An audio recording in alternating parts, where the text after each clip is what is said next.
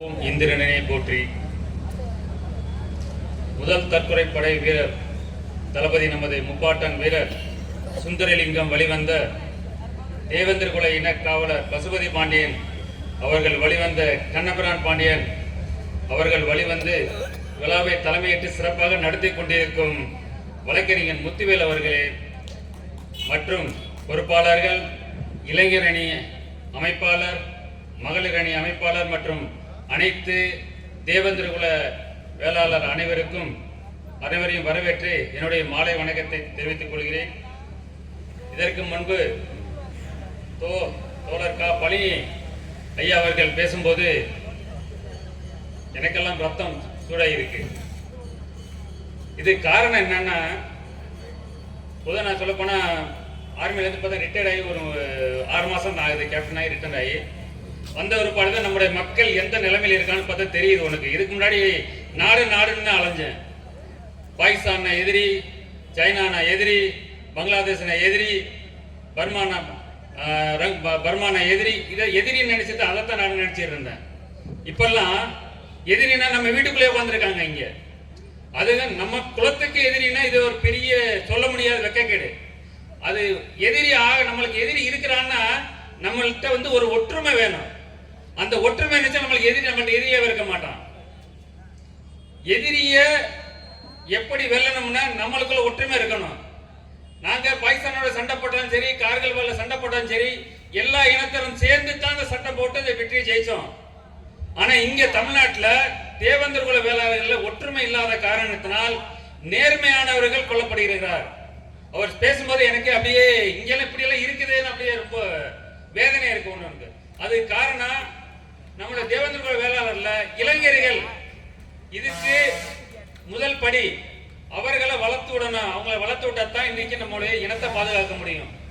நம்ம இனம் ஒவ்வொரு நாளும் வெட்டு, அருவா, சாவு இப்படித்தான் ஓடிக்கிட்டு இருக்கு.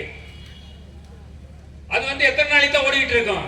இன்னைக்கு தமிழ்நாட்டில் எடுத்துக்கிட்டீங்கன்னா தேவேந்திர குல வேளாளர்கள் 2 கோடி மக்கள் இருக்காங்க. 2 கோடி மக்கள். 2 கோடி மக்கள்ல ஒரு சீஃப் மினிஸ்டர் நிர்ணயிக்கிற தன்மை நம்ம இனம் மக்கள்கிட்ட இருக்கு. ஏன்னா நம்மள்ட்ட இது ஒற்றுமை இல்லாத காரணத்தினால ஒவ்வொருவன் தலைக்கு மேல ஏறி ஆடிட்டு இருக்காங்க. காரணம் நம்ம இதுக்குள்ளேயே எட்டப்பன உட்கார்ந்துருக்கிறான். சொன்ன மாதிரி முன்னாடி ஒரு ஆள் பேசினாரு, ஐயா பேசினாங்க. நம்ம இடத்துலயே எட்டப்பன உட்கார்ந்து காட்டி கொடுக்கிற தன்மை, அந்த காட்டி கொடுக்கிற தன்மை கண்டுபிடிங்க. யாரா இருந்தாலும் அதை கண்டுபிடிச்சீங்கன்னா எதிரி ஆட்டோமேட்டிக் மடங்கிடுவான். அதனால எல்லாத்தையும் என்ன கெஞ்சி கேட்டுக்கிறதுன்னா, உங்கள்ட்ட எல்லாமே இருக்கு, எல்லா சக்தியும் இருக்கு, எல்லாமே பண்ண முடியும். இந்த எலெக்ஷன் வருகிற ஏப்ரல்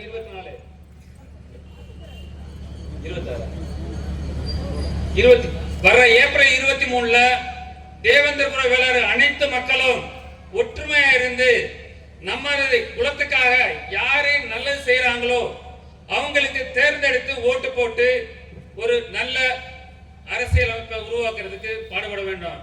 அதனால எல்லாரும் வீட்டில் இருக்காம பக்கத்தில் உள்ள நம்ம தேவேந்திர குல மக்கள் எல்லாரும் ஓட்டு போட்டு நல்ல கவர்மெண்ட், நம்மளுக்காக செய்ய வேண்டிய கவர்மெண்ட். ஐயா சொன்ன மாதிரி ஒரு ஒன்றிய அமைப்பாளர் இருந்தா அந்த ஊர்ல என்ன யாரா இருக்க, தாசில்தாரு, கணக்கப்பிள்ளை, போலீஸ் ஸ்டேஷனு, நம்ம இருந்து நம்ம பேச்சு கேட்டா தான் நம்மளோட தேவேந்திர குல வேளாளர் சொன்னாங்க.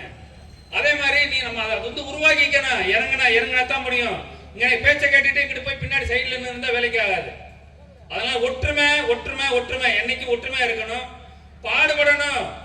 ஏன்னா நம்ம என்ன மக்கள் 70 வருஷம் 75 77 வருஷம் ஆச்சு சுதந்திரம் அடைஞ்சு. இது வரைக்கும் நம்ம கீழே தான் கிடக்கிறோம். யாரும் தூக்கி விடல. எந்த கவர்மெண்ட் தூக்கி விடல. இது வரைக்கும் அப்படியே கீழே தான் கிடக்கிறோம். அவங்களுக்கு ஒன்லி ஃபார் 1000 2000 500 காசை கொடுத்துட்டு, ஒரு பிரியாணியை கொடுத்துட்டு, ஒரு கோட்டை கொடுத்துட்டு ஓட்டை வாங்கிட்டு பேசாம போயிட்டு இருக்காங்க. அது எதுக்கு நம்மளுக்கு? அதனால அது வேண்டாம். எங்களுக்கு பெர்மனண்டா பட்டியலிருந்து வெளியேறணும். 18% என்னைக்கு போட்டி போட முடியுமா? 82% சொல்லுங்க, நீங்களே சொல்லுங்க. 82% பெருசா 18% பெருசா? 18% போய் 82% போட்டி போட்டு ஜெயிக்க முடியுமா? அதனால நம்ம பட்டியலிருந்து வெளியில வந்தானா 82% சேர்ந்தா நம்ம எல்லாரும் போட்டி போட முடியும். அதனால எல்லாரும் சேர்ந்து பட்டியலிருந்து வெளியில வர்றதுக்கு எல்லாரும் பாடுபடணும். எல்லாரும் ஒற்றுமையா இருக்கணும். நம்ம மக்கள் எல்லாரும் ஒற்றுமையா இருந்தா தான் நம்ம வருகிற ஜெனரேஷன், பின்னாடி வருகின்ற ஜெனரேஷன் அவங்களுக்கு காப்பாற்றப்படுவார்கள். அதனால் எனக்கு பேச வாய்ப்பளித்த அனைத்து தேவங்க வேளாளர் அனைவருக்கும் நன்றி சொல்லி விடைபெறுகிறேன். வணக்கம்.